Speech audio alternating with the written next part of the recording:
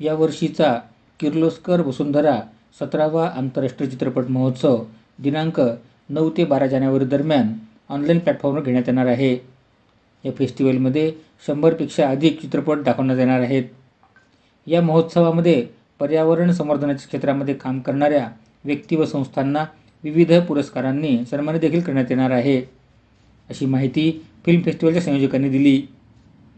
या फेस्टिवल संदर्भात माहिती देण्यासाठी आयोजित पत्रकार परिषदेला महोत्सवाचे अध्यक्ष राजेंद्र देशपांडे, महोत्सवाचे फॅसिलिटेटर आनंद चितळे, क्युरेटर डॉक्टर गुरुदास नुलकर आणि महोत्सवाचे संयोजक वीरेंद्र चित्रा उपस्थित होते. या फेस्टिवलविषयी माहिती देताना संयोजकांनी सांगितले की यंदाच्या महोत्सवाचा प्रमुख विषय सकस अन्न, समृद्ध निसर्ग आणि आरोग्यपूर्ण समाज असणार आहे. याच विषयाला घेऊन यंदा आम्ही या फेस्टिवलमध्ये 100 शॉर्ट फिल्म दाखवणार आहोत. या महोत्सवाचे उद्घाटन पर्यावरण चळवळीतील सुप्रसिद्ध व्यक्तिमत्व जेसन टेलर करणार आहेत. जेसन टेलर हे पर्यावरण संरक्षण व संवर्धनासाठी सोर्स प्रोजेक्ट हा स्वयंअर्थसहाय्यित उपक्रम चालवतात. या फेस्टिवलमध्ये देशविदेशातून शेकडो फिल्म आल्या आहेत. त्यापैकी केवळ 100 फिल्मची स्क्रीनिंग करण्यात येणार आहे. यावेळी उपस्थित पाहुण्यांनी सांगितले की या फिल्म फेस्टिवलसोबतच आम्ही पर्यावरणाच्या क्षेत्रामध्ये काम करणाऱ्या व्यक्ती व संस्थांनाही सन्मानित करीत आहोत. यंदाचा वसुंधरा सन्मान उत्तराखंडचे विजय जरदरे यांना आणि वसुंधरा मित्रसंस्था पुरस्कार हैदराबाद येथील डेक्कन डेव्हलपमेंट सोसायटीला प्रदान करणार आहोत. या शॉर्ट फिल्म फेस्टिवलच्या निमित्ताने एक छायाचित्र प्रदर्शन देखील भरवण्यात येणार आहे. नटबार सारंगी या चित्रपटाने फेस्टिवल सुरुवात होणार आहे, असे त्यांनी सांगितले. नमस्कार. 9 जानेवारी ते 12 जानेवारी 2024 ऑनलाईन किर्लोस्कर वसुंधरा इंटरनॅशनल फिल्म फेस्टिवल हा होतो आहे आणि फ्री ऑफ चार्ज आहे. त्याच्यामध्ये आपण अनेक प्रकारच्या फिल्म्स दाखवतोय. 100 वेगवेगळ्या प्रकारच्या सिलेक्टेड फिल्म दाखवतोय आणि त्याचं रजिस्ट्रेशन आतापर्यंत 80,000 झालेलं आहे. 1 लाख व्हायची शक्यता आहे, ती क्रॉसही होईल. त्यामुळे त्याच्यामध्ये ज्या वेळेला आपण फिल्म दाखवतो आणि अनेक चांगले जे लोक ह्याच्यात कामं करतात त्यांचा आपण सत्कार करतो, सन्मान करतो, ते सुद्धा म्हणजे त्याचं वैशिष्ट्य असतं. आणि ह्याच्यामध्ये वेगवेगळ्या प्रकारचे कामं करताना एक थीम आपण डोळ्यासमोर ठेवतो. तर ह्याच्यामध्ये आज न्यूट्रिशियस फूड, फ्लरिशिंग नेचर आणि हेल्दी सोसायटी अशा पद्धतीची आपली 5 वर्षासाठी आपण थीम केलेली आहे. आपण त्याच्यावरती आधारित या सगळ्या गोष्टी असणार. मी आनंद चितळे, फेस्टिवल फॅसिलिटेटर. 2017 म्हणत मी तर इतक्या वर्षापासून आम्ही ह्याच्यावरती काम करतोय. हे काही बदल आम्हाला दिसत आहे. त्याच्यावरनं पण आम्हाला पण जे काही शिकतोय आम्ही त्याच्यातनं असं लक्षात येत आहे की नवीन नवीन जे सब्जेक्ट्स वरती आपण काम करायचं आहे ते सब्जेक्ट सुद्धा वाढत चाललेले आहे आणि त्या सब्जेक्ट्स वरती वेआउट पण कसे काढायचे ते पण आम्हाला आता नवीन नवीन शोधून काढायचे. नमस्कार, मी गुरुदास नुलकर, किर्लोस्कर वसुंधरा इंटरनॅशनल फिल्म फेस्टिवलचा क्युरेटर. ह्या फेस्टिवलमध्ये युनिक काय आहे जर असं तुम्ही आम्हाला विचारलं तर याच्यामध्ये आम्ही 3 गोष्टींवरती फोकस केलेला आहे. एक पहिलं म्हणजे आपलं खाद्य अन्न संस्कृती, दुसरं म्हणजे निसर्ग आणि समृद्धता, त्याची निसर्गाची समृद्धता, आणि तिसरं म्हणजे समाजाचा आरोग्य.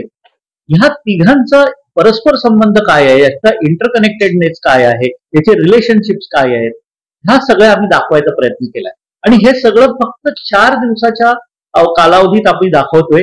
100 अगदी वेल क्युरेटेड सिनेमे आम्ही फिल्म्स याच्यात दाखवतोय.